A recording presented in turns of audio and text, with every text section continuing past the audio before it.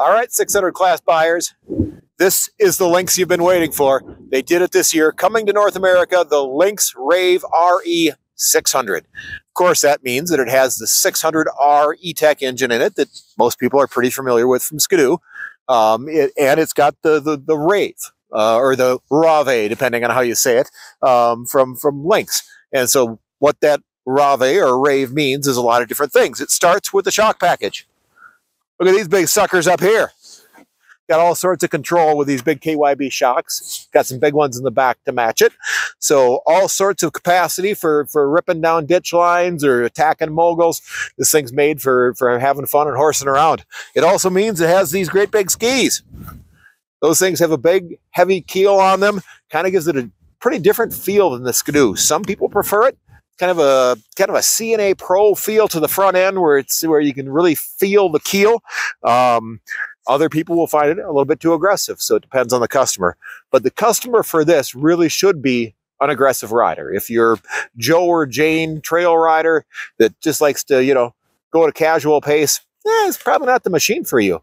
If you're the guy or gal that likes to ride in attack mode, it's a fun buggy. So the other thing that makes a Lynx Rave truly unique and different from a Skidoo is this rear suspension. And it's an uncoupled design, which means it transfers all sorts of weight. It's easy to pick up the skis, and it's kind of made to kind of ride on the rear wheel of the suspension, kind of go out and cause trouble and raise hell and have fun. Ergonomically, a Lynx is pretty similar to a Skidoo, as you might expect. I mean, in its essence, this is kind of a Rev Gen 5 layout, but Lynx does some unique things. First of all, body panels are more sculpted, or come back further and actually put the driver a little bit deeper onto the chassis. So you're sitting more back here instead of up here.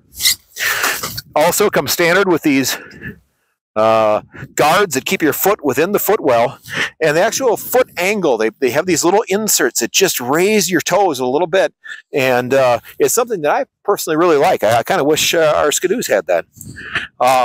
So this being a 2025 Lynx, it gets the gauge that was introduced last year by Skidoo and by Lynx. So you've got, a full display, all sorts of information being fed back to you. What's new this year is it has on-screen mapping. You don't even have to tie in your phone. And depending on where you are riding in North America, it can have some pretty complete showing of all the local maps.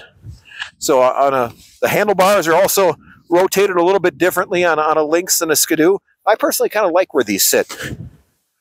A new cluster block over here, a control block, has all sorts of controls for the gauge, for the hand warmers, you've got a volume button if you decide to tie in your phone or your music into your helmet. So overall, a pretty complete package.